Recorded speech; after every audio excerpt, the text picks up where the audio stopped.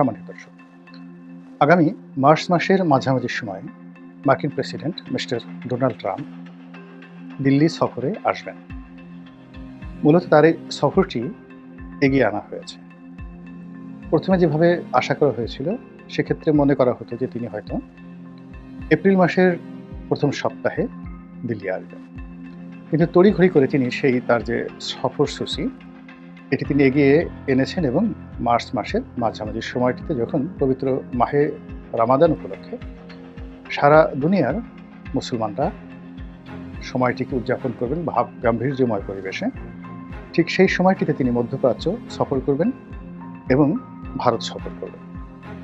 আমার কাছে যেটা ক্ষুদ্র বুদ্ধিতে মনে হচ্ছে যে তিনি মূলত বার্গেনিং করার জন্য, একে তো বন্ধুত্ব, তার উপর এই ত্রুটিগুলো তিনি বলছেন এবং তিনি সঙ্গত কারণে বলবেন যেগুলো তার সরকারের পলিসি নয়, এগুলো রাষ্ট্রের একটা পলিসি এবং জনগণ এই বিষয়গুলো চাচ্ছে। তো কাজেই বন্ধুত্ব আছে, কিন্তু আমি আসলে কী করতে পারি প্রেসিডেন্ট হিসেবে, তার এই টোটাল নীতির মধ্যে রয়েছে আমেরিকা ফার্স্ট। তো এই যে তিনি ভারতে আসছেন, এরই মধ্যে আওয়ামী লীগের লোকজন হতে পারে বা অন্য যে কোনো লোক হতে পারে, কেউ ঠাট্টা করে বলতে পারে, কেউ হয়তো একটা উত্তাপ ছড়ানোর জন্য, সন্দেহ সৃষ্টি করার জন্য বলতে পারে, যেটা বলার চেষ্টা করছে যে তিনি যখন দিল্লিতে আসবেন ঠিক সেই সময়টাতে তিনি শেখ হাসিনার সঙ্গে সাক্ষাৎ করবেন। তো আমি শিরোনামে প্রথম বলার চেষ্টা করেছি যে এটা কি সম্ভব যে তিনি ভারতে আসবেন এবং শেখ হাসিনার সঙ্গে সাক্ষাৎ করবেন? এটা হতে পারে। এটা হতে পারে এই কারণে যে মিস্টার ট্রাম্পের পক্ষে অসম্ভব কোনো কিছু নেই। তিনি সেই পর্ন স্টারের সঙ্গে ঘর করেছেন, তার সঙ্গে যৌন সঙ্গম করেছেন, আবার এই ঘটনার জন্য তিনি বেশ কিছুক্ষণ জেল খেটেছেন, এখনও সেই মামলা চলছে। আবার তার স্ত্রীর সঙ্গে তার খুব ভালো সম্পর্ক। তিনি তারই চেয়েও খ্যাপাটে, তিনি যতটা খ্যাপাটে তার চেয়ে আরও 100 গুণ খ্যাপাটে একজন মানুষ। তাকে তার বলতে গেলে এখন ডিফ্যাক্টো প্রেসিডেন্ট বানিয়েছেন সেই ইলন মাস্ককে। এরপর তার অন্যান্য সিলেকশন, তুলসী গ্যাবার্ড থেকে শুরু করে অন্যান্য যে সকল সিলেকশন, পুরো আমেরিকার প্রশাসনটিকে তিনি খ্যাপাটে বানিয়ে ফেলেছেন। এরা যা ইচ্ছে তাই করতে পারে, যা ইচ্ছে তাই করতে পারে। এরা বিশ্বে শান্তি প্রতিষ্ঠা করতে পারে, আবার হিটলারের মতো কোনো দুর্ঘটনা ঘটিয়ে দিতে পারে। এরা শান্তি প্রতিষ্ঠা করতে পারে, আবার একই সঙ্গে মুসলিনের মতো ঘটনা ঘটিয়ে দিতে পারে। তো কাজেই তার মতিগতি বা তার স্থিরতা নিয়ে তিনি নিজেও 100% বলতে পারেন না যে আসলে কালকে এই ঘটনাটাই ঘটবে।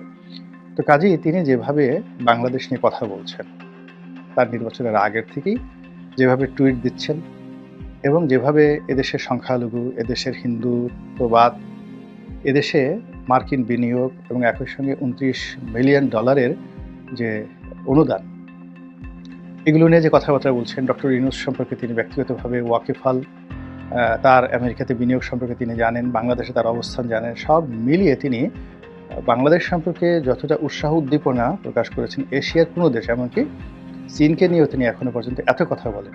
অর্থাৎ যেদিন থেকে তিনি নির্বাচনে মোটামুটি শিওর হয়ে গেলেন যে he is going to B elected as a president of United states of America, ঠিক সেই সময় থেকে আজ অবধি বাংলাদেশ নিয়ে তিনি যত কথা বলেছেন, এশিয়ার অন্য কোনো দেশ নিয়ে এত কথা আমি তাকে বলতে শুনি।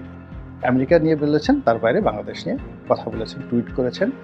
তো সেই দিক থেকে বাংলাদেশের প্রসঙ্গ আসলে শেখ হাসিনার সঙ্গে যদি তার সাক্ষাৎ হয়, তিনি যদি আগ্রহ প্রকাশ করেন, আপনি বুঝতে পারছেন যে এই বিষয়টি কতটা একটা প্রলয়ঙ্কারী ঝড় তুলবে বাংলাদেশের রাজনীতিতে। সেই দেখা হলো বা না হলো, কিংবা সেই ছবি প্রকাশিত হলো বা না হলো, এই যে ভাইবটা শুরু হয়েছে, এবং তিনি যদি তার সাথে দেখা করেন, সেটা এক ধরনের পরিস্থিতি প্রেক্ষাপট তৈরি হবে, অথবা তিনি যদি প্রকাশ্যে দেখা করেন সেটা আরেক ধরনের হবে, তিনি যদি গোপনে দেখা সাক্ষাৎ করেন সেটা আরেক ধরনের হবে, এবং সর্বোপরি তিনি যদি দিল্লি সফরের সময় কোনো কারণে যে কোনোভাবে শেখ হাসিনা এই নামটি মুখ দিয়ে উচ্চারণ করেন, সারা বাংলাদেশ উত্তাল হয়ে পড়বে। মানে যারা শেখ হাসিনা বিরোধী যারা লোকজন রয়েছে, তারা আমেরিকা বিরোধী স্লোগান দিয়ে পুরো রাজপথ তছনছ করে ফেলবে এবং তারা দিল্লি দখল করবে, আমেরিকা দখল করা থেকে শুরু করে আর অনেক কিছু। মানে এখানে তাদের ক্রোধ সর্বোচ্চ পর্যায়ে পৌঁছে যাবে, এবং একটি গ্রুপ যদি রাগ হয়ে তারা টুঙ্গিপাড়া রওনা দেয় এবং বুলডোজার নিয়ে সেই বঙ্গবন্ধুর মাজার ধ্বংস করার জন্য তারা শক্তি প্রয়োগ করতে চায়, এতে আশ্চর্য হওয়ার কিছু নেই। আবার উল্টো যেটা হচ্ছে সেটা হলো ডোনাল্ড ট্রাম্পের এই বক্তব্যের পর আওয়ামী লীগের যে সকল নেতাকর্মী পালিয়ে রয়েছেন, তারা যদি হঠাৎ করে উজ্জীবিত হয়ে পড়েন, তারা যদি রাজপথে নেমে পড়েন, তারা যদি সাহস অর্জন করে ফেলেন, নৈতিক শক্তি তারা ফিরে পান, তাহলে সেটা সামাল দেওয়ার ক্ষমতা এখন এই মুহূর্তে দুর্বল সরকারের নাই। তো কাজেই যে বিষয়গুলো সামাজিক মাধ্যমে এসেছে, সেগুলোকে তুচ্ছ-তাচ্ছিল্য করার দরকার নেই। এগুলো নিয়ে সরকারের যারা কর্তা ব্যক্তি তাদের ভাবা উচিত, বিএনপির ভাবা উচিত এবং পররাষ্ট্র মন্ত্রণালয়ের ভাবা উচিত এবং সে অনুযায়ী একটি পূর্ব প্রস্তুতি থাকা উচিত ডোনাল্ড ট্রাম্পের সেই দিল্লি সফরকে কেন্দ্র করে। এর কারণ হলো যে এই মানুষ তিনি হঠাৎ করে একদিন আগে বললেন যে বাংলাদেশে কোনো ডিপ স্টেটে আমেরিকা কোনো ভূমিকা ছিল না নরেন্দ্র মোদীর উপরে। তারপর তিনি বললেন যে নরেন্দ্র মোদীর উপরে বাংলাদেশের ভার ছেড়ে দেন। ভালো কথা। এটা নিয়ে আমরা আলাপ আলোচনায় ব্যস্ত যে দেখো দেখো দেখো আমেরিকার কোনো ভূমিকা ছিল না, আমরা আমেরিকাকে দায়ী করেছিলাম অনেকে।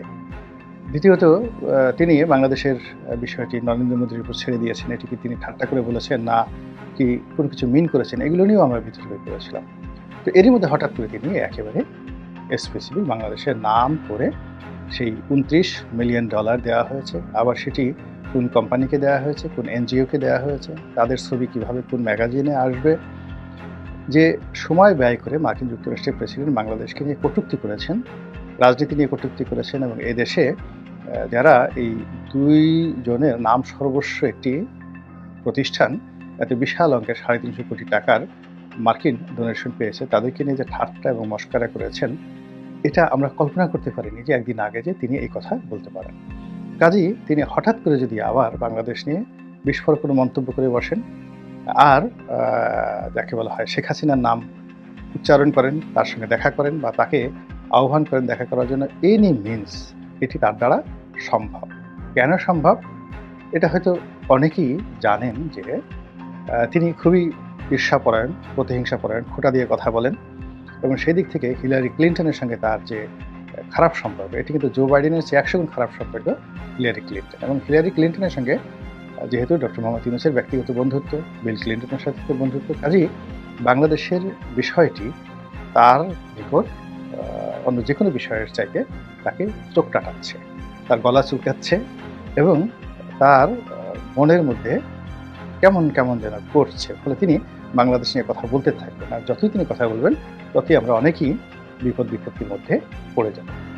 মহান আল্লাহ রাব্বুল আলামিন আমাদের সবাইকে হেদায়েত দান করুন এবং হেফাজত করুন। আসসালামু আলাইকুম ওয়া রাহমাতুল্লাহি ওয়া বারাকাতুহু।